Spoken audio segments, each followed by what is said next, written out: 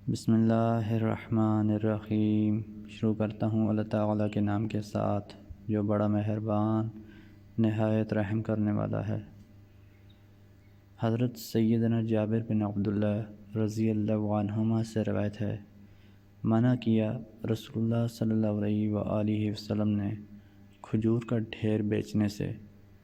جس کا وزن معلوم نہ ہو، اس کھجور کے بدلے جس کا وزن معلوم ہو۔ حضرت سیدنا عبداللہ بن عمر رضی اللہ عنہما سے روایت ہے، رسول اللہ صلی اللہ علیہ وآلہ وسلم نے فرمایا، جب دو آدمی خرید و فروخت کریں تو ہر ایک کو اختیار ہے، یعنی معاملہ توڑ ڈالنے کا، جب تک دونوں جدا نہ ہوں اور ایک جگہ رہیں یا ایک دوسرے کو اختیار دے معاملے کے نافذ کرنے کا اور بیع کے پورا کرنے کا۔ اب اگر ایک نے اختیار دیا دوسرے کو اور کہا کہ بیع کو نافذ کر دے، پھر دونوں راضی ہوئے بیع کے نفاذ پر، تو بیع لازم ہو گئی، اور جو دونوں جدا ہو گئے بیع کے بعد اور ان میں سے کسی نے بیع کو فسخ نہیں کیا، تب بھی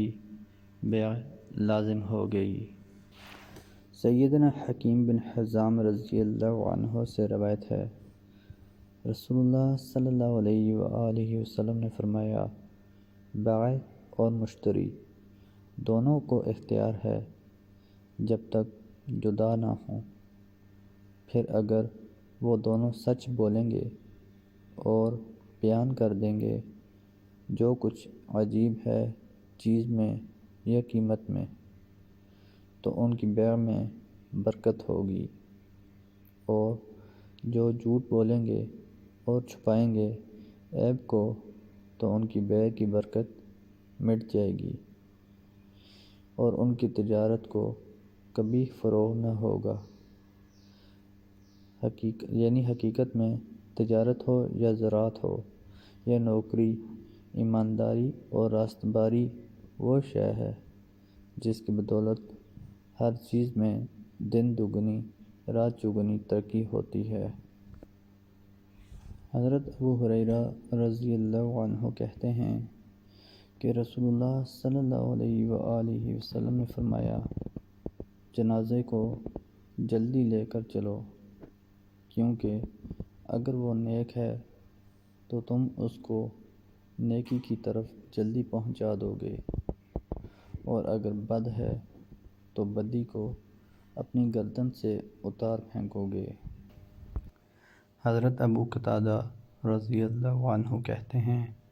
کہ رسول اللہ صلی اللہ علیہ وآلہ وسلم نے فرمایا، جب تم میں سے کوئی اپنے بھائی کی تجہیز و تکفین کا ذمہ دار ہو تو اسے اچھا کفن دے۔ حضرت عبداللہ بن عباس رضی اللہ عنہما کہتے ہیں کہ رسول اللہ صلی اللہ علیہ وآلہ وسلم نے فرمایا، تمہارے کپڑوں میں سب سے بہتر سفید کپڑا ہے، لہذا تم اپنے مردوں کو اسی میں کفناؤ اور اسی کو پہنو۔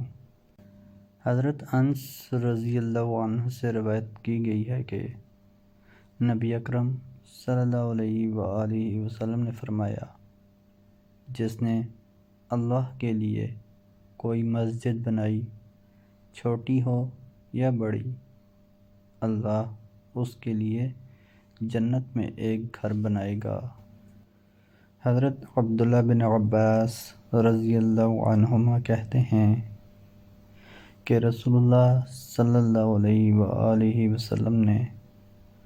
قبروں کی زیارت کرنے والی عورتوں